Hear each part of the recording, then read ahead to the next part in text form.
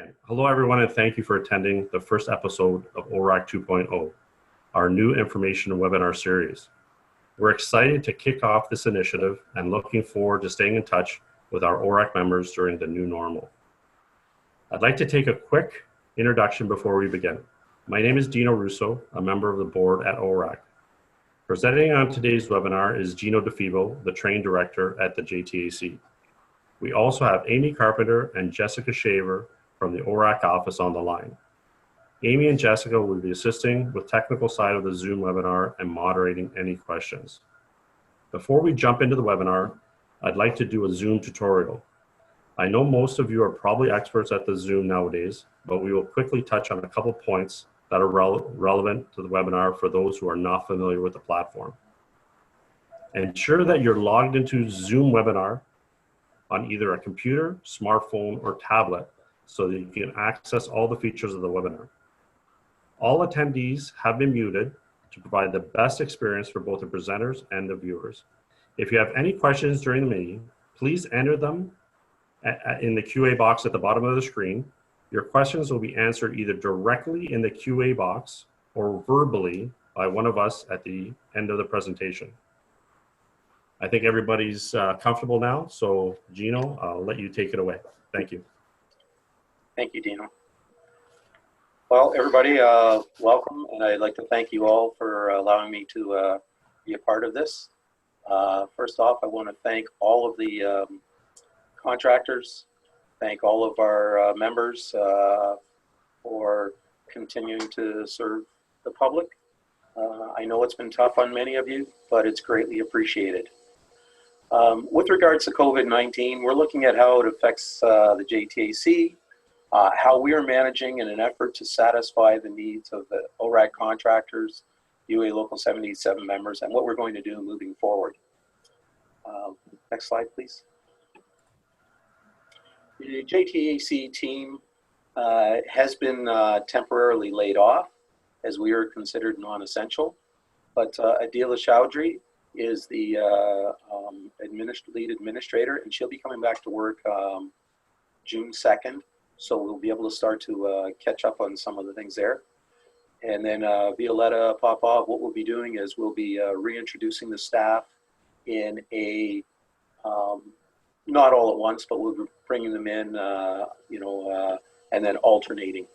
And there's a list of everyone else that's working here.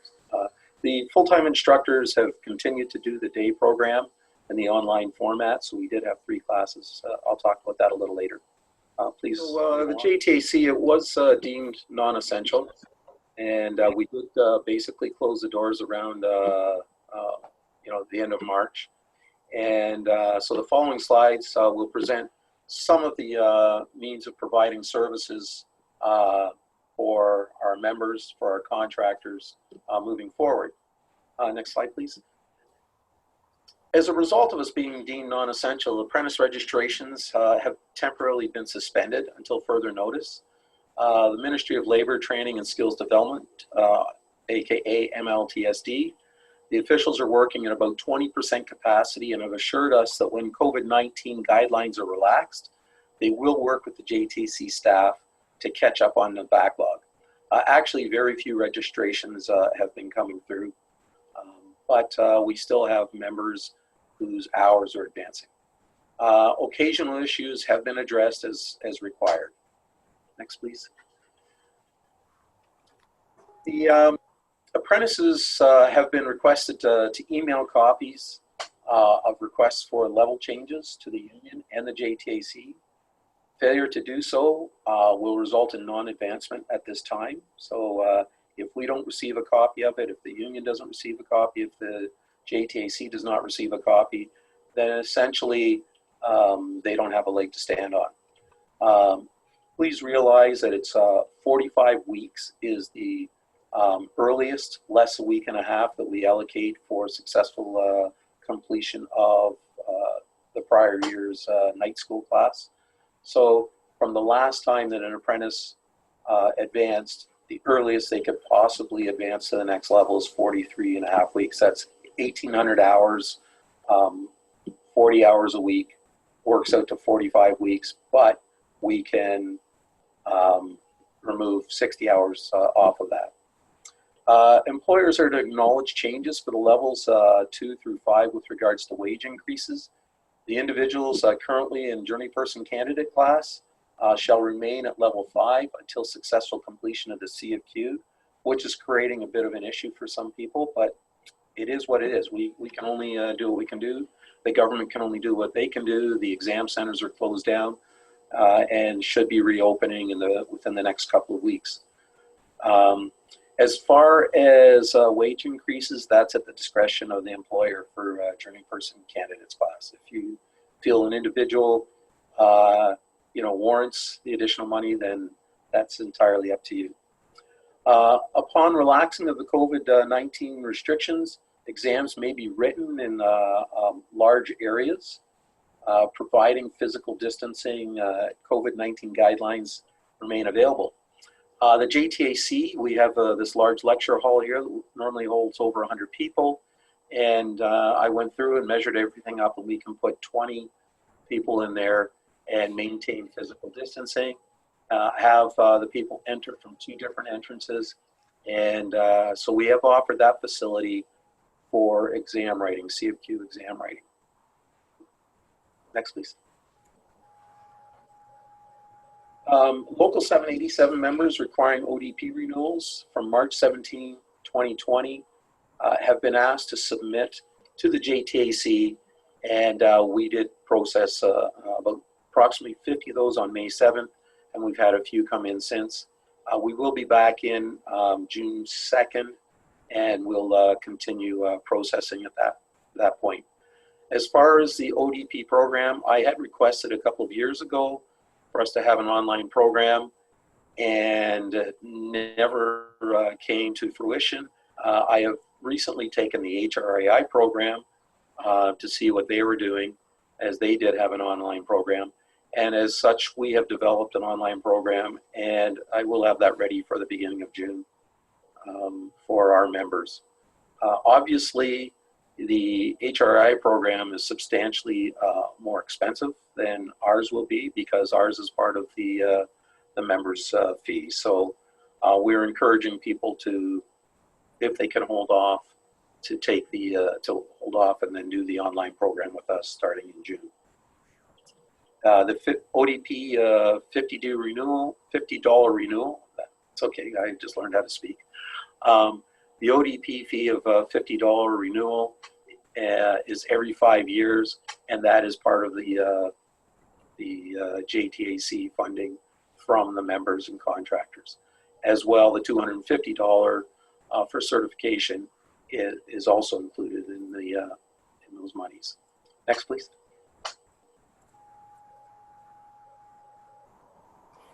The gas class is in session and moving forward for 2021. We have 3 gas classes that were interrupted, unfortunately. There was a G1 modified, which is 9 days straight.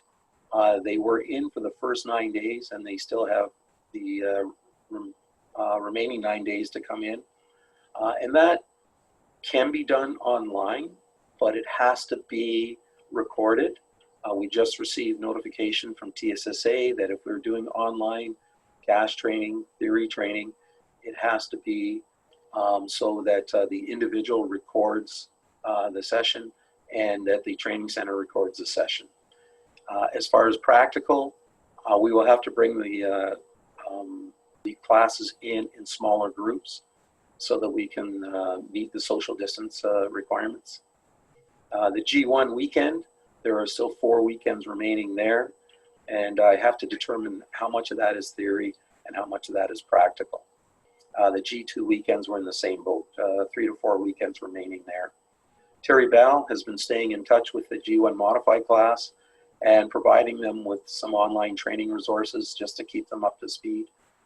They wish to complete the program in class, as the remainder is mainly hands-on. So that particular class, you know, there may be 1 or 2 days of online, but the majority of it will be practical in the training center here.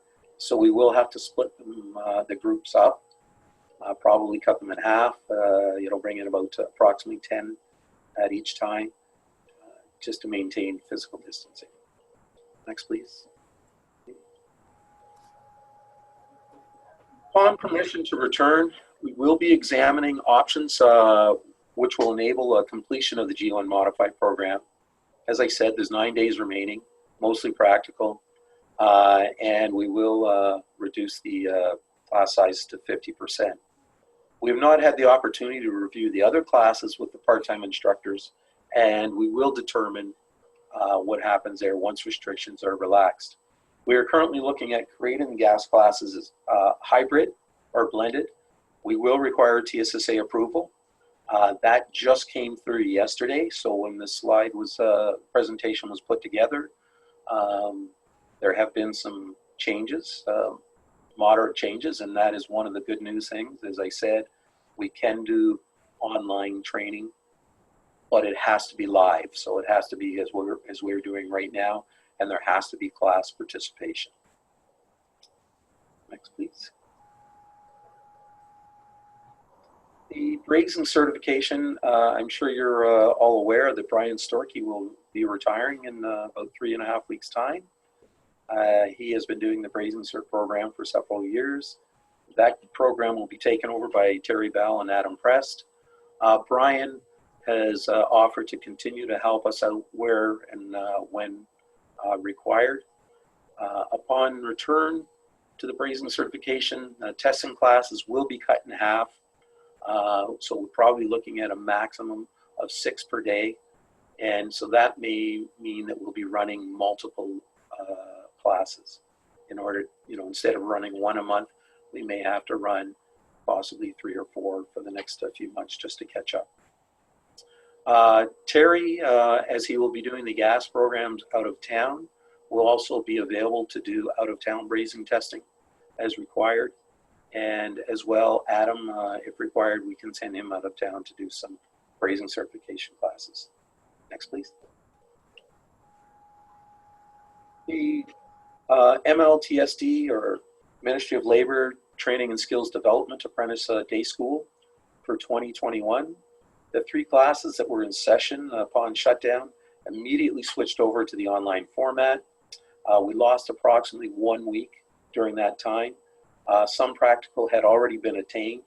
We used online simulation software and wiring programs for the remainder of the practical competencies. There were also some webinars put on by some manufacturers that we had the apprentices attend. For those where applicable, we are also using practical competencies from the night school for grading. The ministry has allowed us for this class only to do some modifications to how we did the practical. Moving forward, we have no plans in circumventing the practical requirements. It's we are looking in day school, we're probably looking somewhere in the neighborhood of anywhere from 90 to 120 hours of practical training that is required, and we can't have that being done in an online format. It just doesn't make any sense. Individuals are still requiring practical competencies that missed out because they're not doing the night school program, they're doing the distance learning night school program or apprentice training program. Over the summer, we may be able to bring those individuals in, or we can also look at next year when they come back for trade school, we can give them the additional training for the levels 1 and level 2. Next. Thank you. So we are looking at several options moving forward. It's looking right now that the fall semester is going to be in what we call a blended or hybrid format, where there will be some online training and there will be the practical competencies where we will bring possibly half of the class in a 1 week or 2 week or 3 week blocks in order to get their practical competencies done. The class theory sessions will be done in the online format, and we did get fairly good feedback from the past classes, the 72 students that came through. So We are investing in online training, and we're not, realistically, we have to move on. We do not want to do the online training only for theory, but we have to continue to advance apprentices. The ministry is very concerned about it. The apprentices are very concerned about it, and obviously the contractors as well. So we will do what we can to make things work. Classes, as I said, will be split in half to attend the training center for the practical competencies, and possibly do some theory here in the training center. We do have 3 large areas that we can open up and still maintain physical distancing, so that is something that we're going to be looking at as well. So I'm not saying that everything will be online as far as theory, but a good component of it will. Next, please. The factors determining the class sizes. We don't know what the number of people will be permitted in the facility at one time. Obviously, restroom facilities is going to be a major concern. The hallways, those of you that have been at the training center here, you know that our hallways are narrow. They are 4 foot, about approximately 4 to 5 feet wide, which we cannot accommodate physical distancing there. Obviously, masks would have to be worn. We are also looking at putting arrows in, directional arrows, so that you'll come in one way and go out the other way. The classroom sizes, I already mentioned, we have room 20102 that has a dividing wall which we can open. We also have the lecture hall, and we have the members lounge, which could also be converted into a classroom. And the gas lab area, instructional area, is fairly wide open. So potentially we have 4 areas that we could use and still accommodate class sizes of 20 to 24. Next, please. There are no issues with completing this past year's night school, as most classes were completed or finishing up when we had to shut down. As there are currently 250 apprentices in the JTAC online distance learning program and over 200 in the night school program, we could readily switch over to online or hybrid training for the JTAC apprentice program. I have to tell you, I look at this entire COVID-19 situation as a half glass full situation, because I have been pressing our instructional staff to go to the online format for the last 5 years. We've been slowly moving there. This has forced our hand, and we've had to rapidly develop our online classes. And moving forward, the night school classes, the distance learning, all distance learning classes will be a face-to-face instruction similar to what we're doing now. So it will be, 3 hours a week. All apprentices will have to sit, wherever they happen to be. They'll have to have internet access. They'll have to have, a computer, a phone, a tablet with a camera. Not necessarily a camera, maybe the first year, but once they get everything up to speed, yes, they will. Hybrid courses would require reduced numbers attending practical during the evenings. So I'm not saying we're eliminating practical in the night school program. I'm just saying that we will have to find a means that we can satisfy the practical competencies. Level 1, for example, has 17 evenings of practical competencies. And we're probably looking at, and some of those labs are 4 nights long. So we're probably looking at bringing the apprentices in weekends in order to accommodate some of these labs. So that's something we're going to have to talk with the contractors about and the apprentices, or maybe we just make the decision and say, this is what we're going to do, during this time. We really don't have much choice. So we have to do what we think is best for the membership, for the contractors, for everyone involved. Next, please. So as I said, if we do offer the hybrid program for the apprentices along with the gas classes, There will be limited space for Journeyperson training. So our options for the Journeyperson upgrading training is A, we don't offer any. B, we could limit practical training to a maximum of 6 participants. We could offer some online Journeyperson programs, and we are working on some of those. Unfortunately, we won't be able to offer everything. For example, you know, the supermarket refrigeration program where, you know, they come in and they actually play with the equipment, or the CO2 system where they're coming in playing. We can do the theory component online, and that won't be an issue. And you know, maybe how we'll set up our programs is we'll do them online. Some of the programs can be a canned program so that anyone can attend and partake in those programs at any time. And then we just have them come in and do the practical competencies, which are typically about half of the duration of a normal program. Another thing that we have to consider is allowing members to take other HVACR online programs, but we have limited dollars to do that, and we have to have approval from the trustees, you know, pre-approval before someone can just go ahead and take a course. Next, please. With regards to the JTA administration during COVID-19, upon return to work, the JTA admin staff will be inundated with work. Obviously, we'll do our best to catch up. It will be a phased-in approach, the return to work. We must provide a safe environment for our staff and members, no different than you as employers are doing. The JTAC has an emergency management team which had developed a COVID-19 policy and procedures for the staff, for members, for any contractors that will be coming into the facility, or any guests. Next, please. The JTAC will follow recommended guidelines as outlined by the government and best safety practices.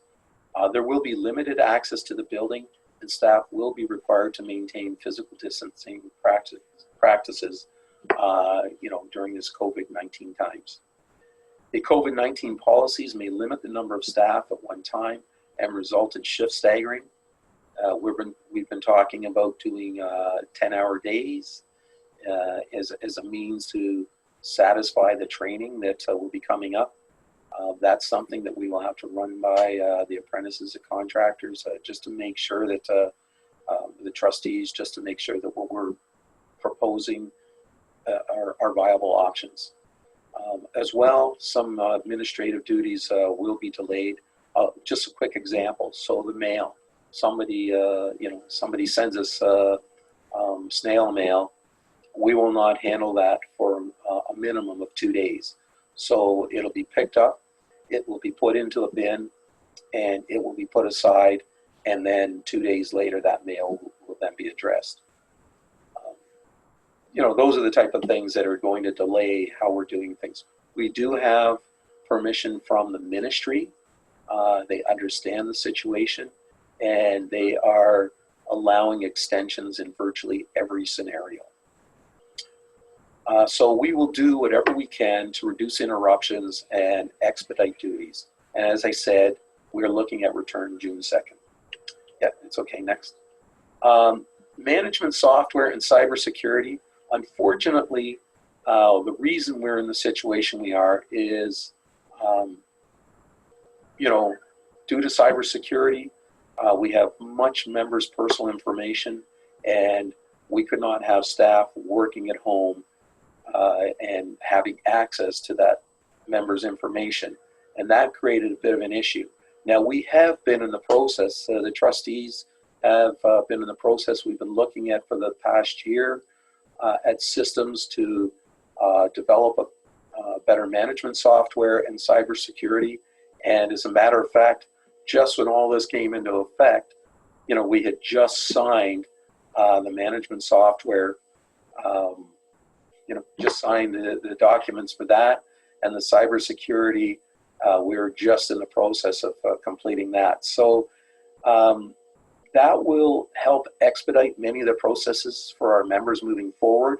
Should we ever have a situation similar to the COVID-19 pandemic again, should an individual that, you know, for some reason can't be working at the training center, and now they will be able to work from home to make sure that all processes continue fairly uninterrupted. The other nice thing is members will have access to view their personal info, assist with apprentice registration, renew their ODP online, register and pay for courses online, and take courses online, etc. So it'll be a benefit to all, not just the JTAC administrative staff, but it should benefit the members, the contractors, all involved. Next, please. The necessity to protect the members' personal information has made it mandatory for the JTAC to obtain the cybersecurity protection and insurance. I'm sure all of you are aware of it. You know, many of you have the cybersecurity threats and have to resort to cybersecurity protection and also having cybersecurity insurance.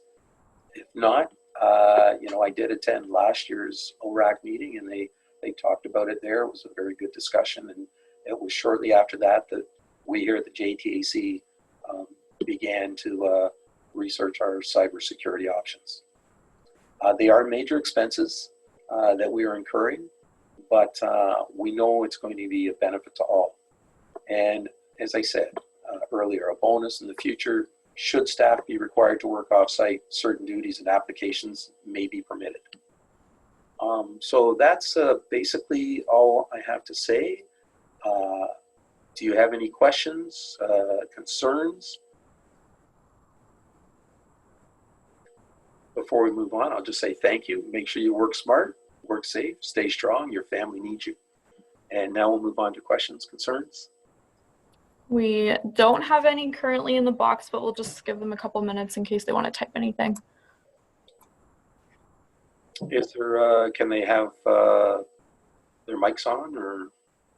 Yeah, you can raise your hand if you'd like to be unmuted to ask a question as well.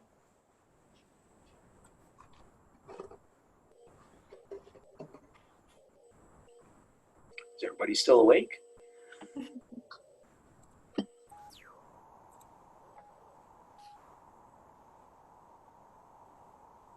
Okay, we have one person raising their hand. I'll just go unmute them.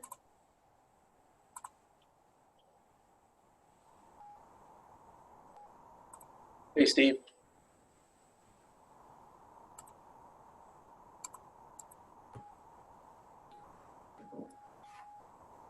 Sorry. You there, Steve? I am, Gino. How you doing? Great, buddy. How are you? Good. It's a question for both Gino and Dino, I guess, here. I'm just concerning, obviously, we're going to see a huge hole, if you will, down the road with new candidates, apprentice candidates. How are we, are you guys hoping to address that, you know, looking into mid-2021, you know, late 2021 with trying to, you know, recover from this hole in new apprentices? So I can jump in on that, Gino. The apprentice intake, we did put off our last set of testing just because we were right in the middle of the COVID. We do have a current slate of apprentices that are available still on the apprentice list, and there are a huge number of candidates that are available. We will be putting things in place as far as continuing with the intake and allowing for virtual testing, and we've been implementing that. Amy and Jessica have been working very hard in the office to do that. It's again a lot of work. It's not anywhere near as efficient, but our apprentice intake will not have any lulls for people that are needing first-year apprentices. As far as getting those apprentices registered, we're going to have hopefully by that time we're going to have something in place with the ministry. Right now, Gino, we've been working around that. We obviously haven't had too many contractors hiring apprentices, but we have been able to work around that. So Steve, with regards to that, any apprentices that are trying to get registered right now, June we'll begin that process again. So, you know, if you can hold off to that time, at that point we'll be, you know, Adil will be working diligently on those situations. Good.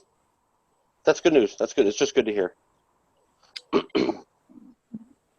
Just to touch on that as well, we'll be holding another webinar, episode 2, on June 18th. That'll be all related to the apprentice intake and testing updates with that as well.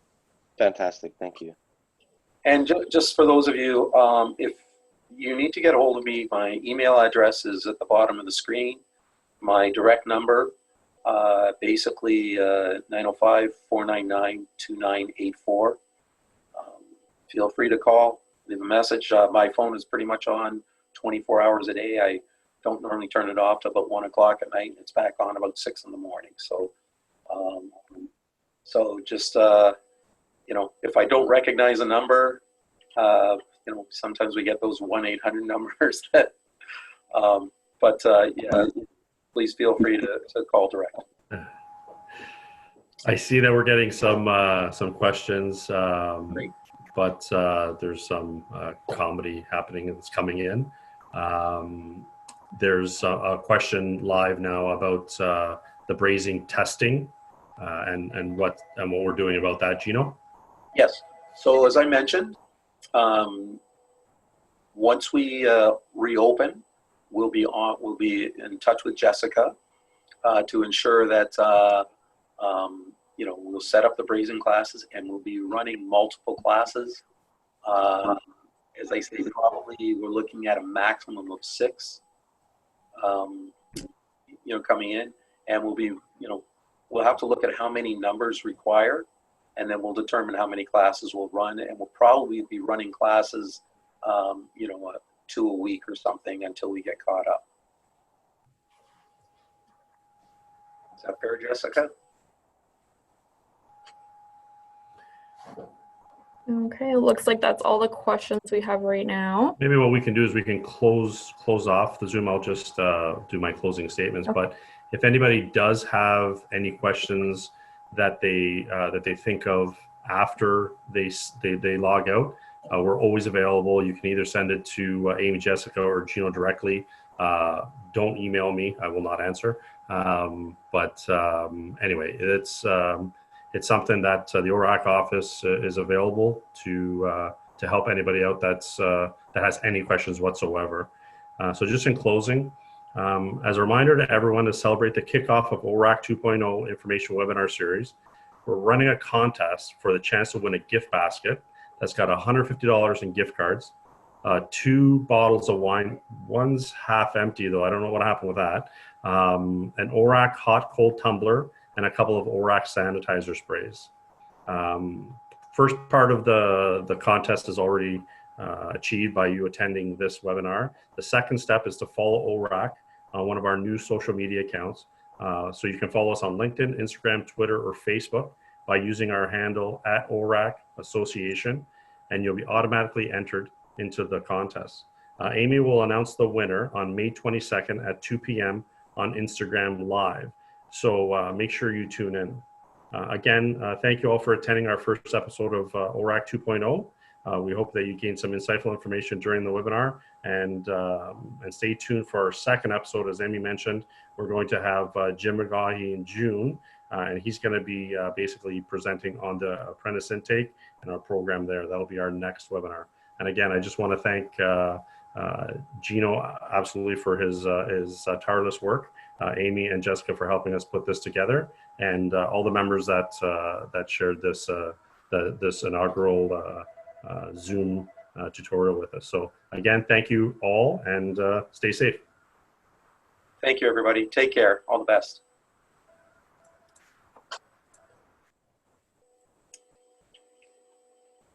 Thanks, guys.